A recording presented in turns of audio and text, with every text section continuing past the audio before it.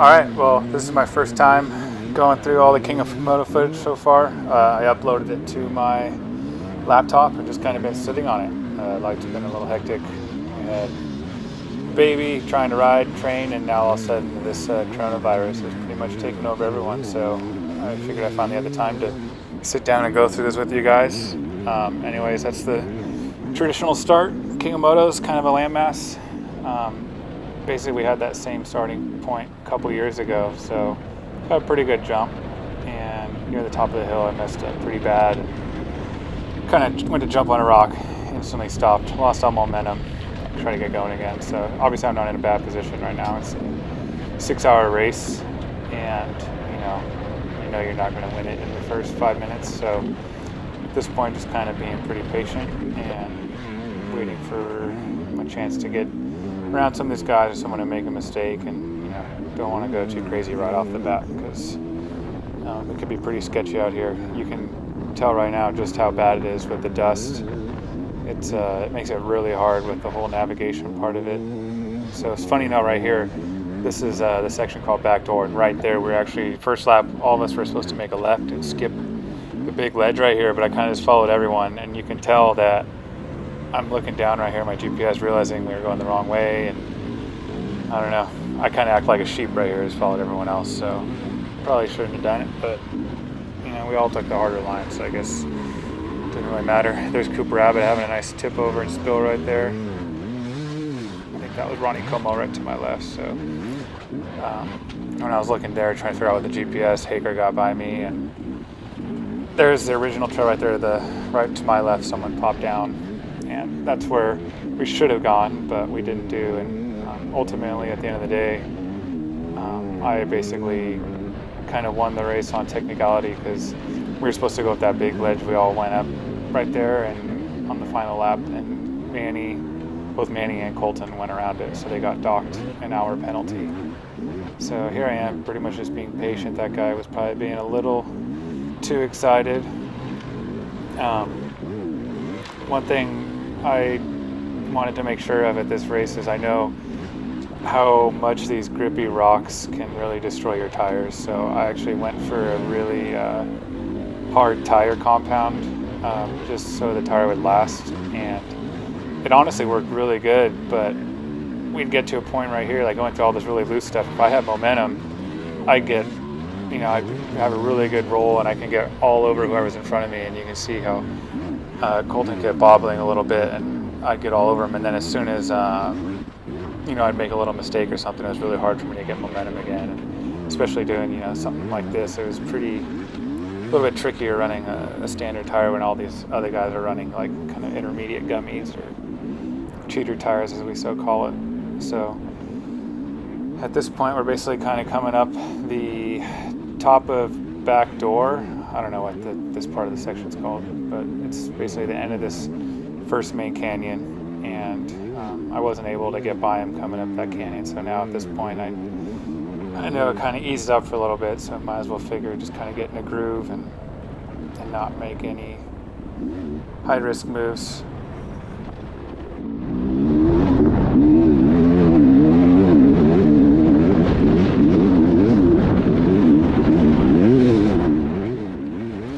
So this section here has been off and on in the race the last couple of years.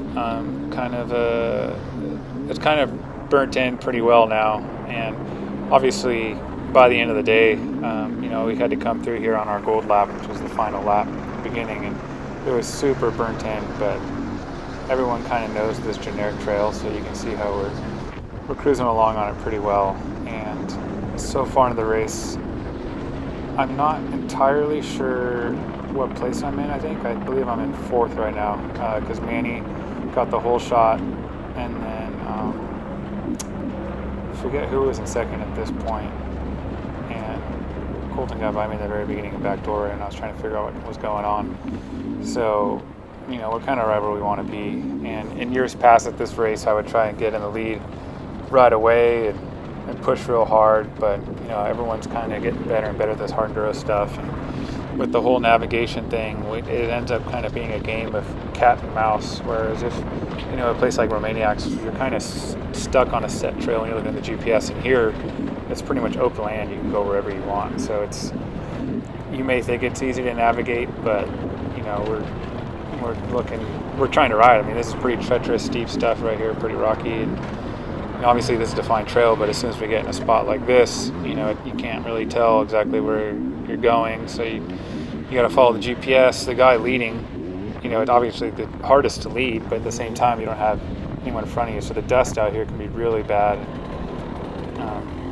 You know, this year at the race, I feel like it was the worst ever trying to navigate with a GPS because I'm constantly looking down. I can't really see where I'm going. So here we are going across, you know, open desert, and it's not like it's flat or anything. There's a lot of G-outs and road crossings. So I'm trying, you know, we're trying to navigate, look where we're going. At the same time, you know, there's dust getting all over our screen, so we're having to clean off our GPS at the same time. So honestly, it makes it quite dangerous, and it slows the speeds down a lot compared to what this race could be. It could be a lot faster if it was marked, and especially in these open sections like this. So I think the fact that it's GPS kind of slows things down, and it makes it more dangerous, but also at the same time, you know, the riders know that it's not worth the risk, especially since this race was, you know, destined to be about 6 hours long. So pretty much right now at this point, I'm cruising and letting those guys do the work leading up front and trying to stay out of the dust, but obviously I'm not doing a great job of it right here at this point.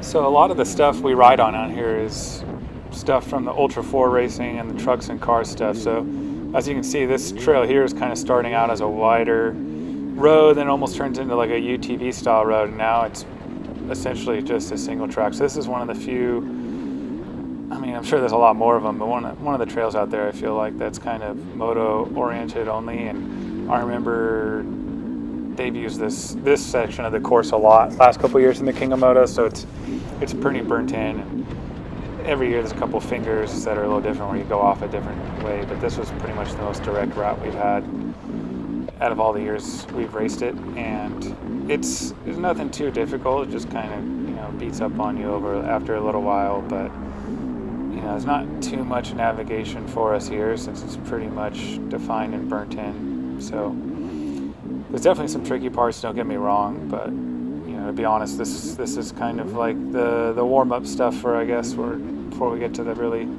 tough stuff later on. So some of the, you know, obviously the lower level amateur guys will struggle through this stuff, but they can all get through it without, you know, absolutely killing themselves.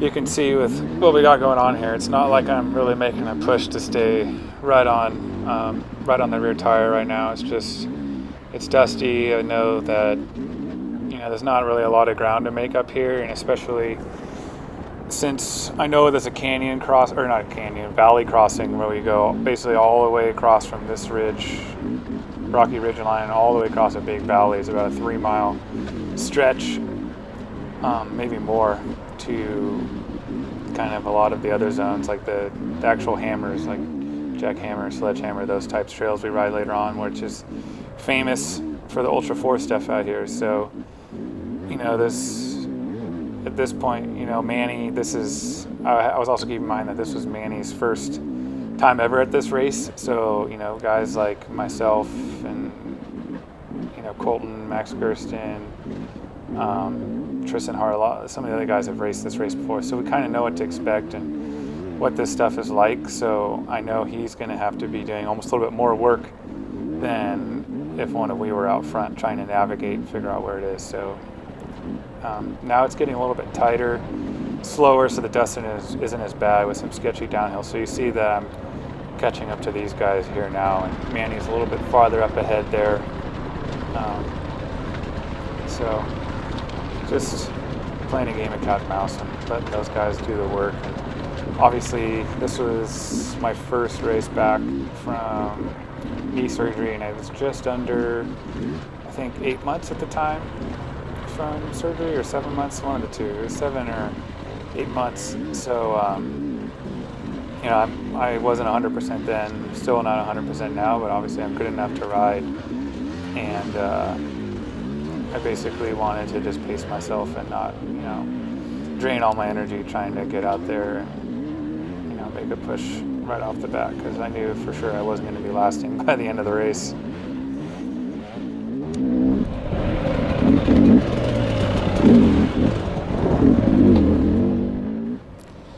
So that was Dustin McCarthy, who I just got around. He was riding really strong there for a while in the beginning of the race. And like I said, this is kind of one of the tricks of riding this race multiple times now. Like, I had an idea of what was coming up next, and you know, the race is GPS based. So this year I didn't have any time at all to go out and pre-run previous year's courses. We've all had them saved and whatnot. So, but you know, I've ridden this section of the course a bunch before, so I knew as soon as I kind of came up to the top of that hill where the line went next. So that's how I was able to move up a spot there. And you know, Colton took a different line to try and get around Dustin, and it worked out in my favor, so I got around him. And now at this point, basically just kind of get my sights set on Manny, I guess. I just don't want to get him too far away, but at the same time, I'm not going to put all that effort in to start leading and tiring myself out, because I knew I still wasn't in the shape that I shouldn't have been to be pushing hard the whole way through the race. Another thing I was really worried about at this race, for being so long and being off the bike for a while, was getting blisters. And you know, we did some suspension testing. I was, you know, pretty happy with it, but every spot you ride is a little bit different. So, you know, the bike was working really good, but a little bit more rigid in the front than what I should have been having it set as. The rear shock was working perfect, but you know, the front obviously is direct feedback to your hands. So I ended up changing the settings and clickers a little bit after this race, and it made really drastic improvements to where I felt more comfortable, and like I pushed a little bit harder, so I didn't have to stress about kind of the bike coming back in my hands so much and getting blisters. Because at the end of this race, borderline just about broke blisters and had bloody hands, which really slows you down, or slows me down. I'm a big wimp about that.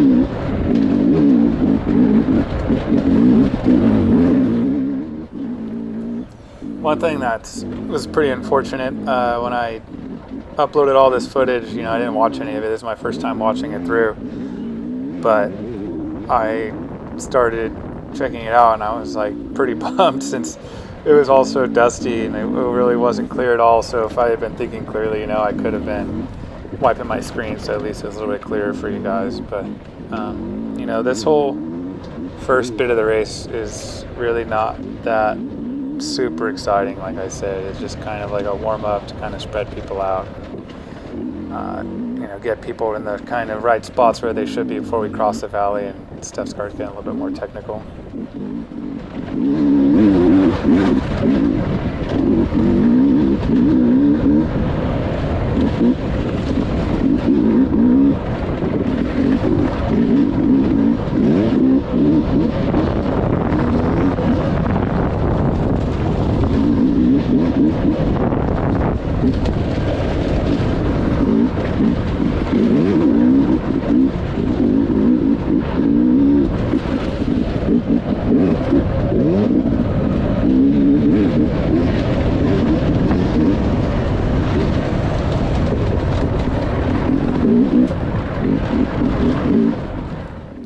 Yeah, I think probably one of my most least favorite parts of this whole race is sections like this where it's not really that technical, it's kind of fast and rocky, and there's just all these little G outs where you're like, just bouncing in and out of all of them. I just don't find that part being super fun, and since I'm pretty tall, 6'3", let's just say that the next day my back was like absolutely ruined from this race, just from bouncing up and down through all those G outs. I mean, those ones right there, that's a lot bigger and it's not as bad, but it just really takes a toll on you after you've been on the bike for 6 hours. So here's probably one of the more technical parts coming through the whole first section through the race, and I struggled quite a bit through this the first 2 times through. I rode right up it pretty good right there, to be honest, but the last lap through I had a intermediate style gummy tire on. I did a wheel swap for the final gold lap, and I literally just rode right up it like it wasn't even there. So like I said, at the end of the day, I kind of wish that I had not done the tire choice for the first 2 laps, because I still had so much life left in the tire. It really, honestly, kind of kicked my ass all day, the first 2 laps. I think it kind of wore me out more just because I was having to put a little bit more effort in. And, the first section you saw me going through back door, when I had momentum, I was going really good. But like I said, as soon as I checked up or slowed down and had to try and get going again is where I really struggled. So this point here in the race is we're basically coming up to our first valley crossing. So here's a lot of just open desert.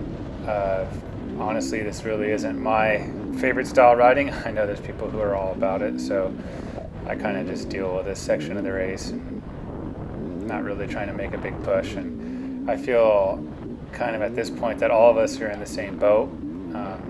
We realize that we're not going to get away from each other, and we're kind of gauging off the GPS and whatnot. So just being patient here, and you don't want to kill yourself in 6th gear. And another sketchy thing is that it's not necessarily a fully closed course. They do the best they can to keep people from being out there on track, but I was following Manny, and he realized that he went too far, so I realized the same thing. So here we are kind of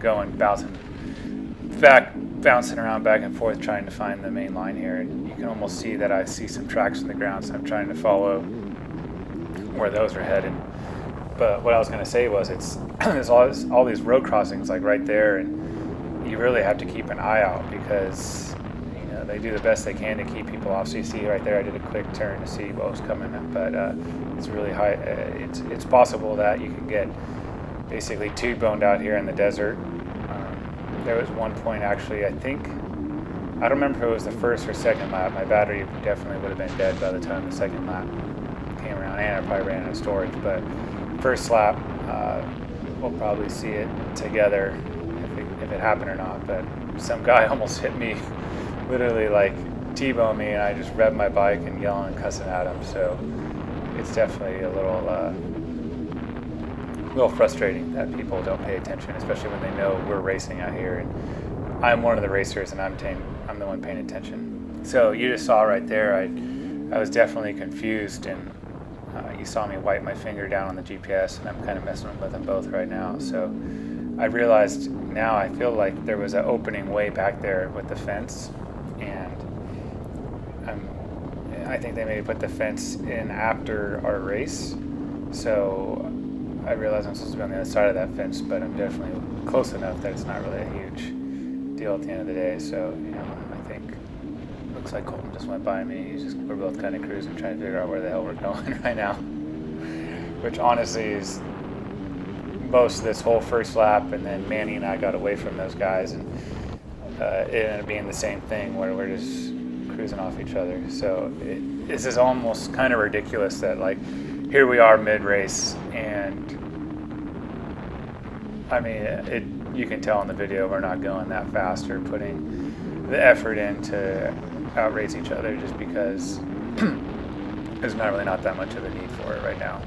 And you can see Manny riding in Colton's dust. I'm trying to be off to the side here and limit my dust intake. I feel this place is just so terrible with the dust. And one year it rained and it was awesome. It was really good for a little bit, and then by the end of the race it was already dusty again. So this place is pretty much notorious for that. And here we go. We're kind of going up over a little rise here, and still plenty, that whole other valley off to the right to go across. So at this point of the race, we're just kind of, there's nothing you can do right now. You're just out here cruising and putting along. So I think we're going to stop here for now, and this will be part 1.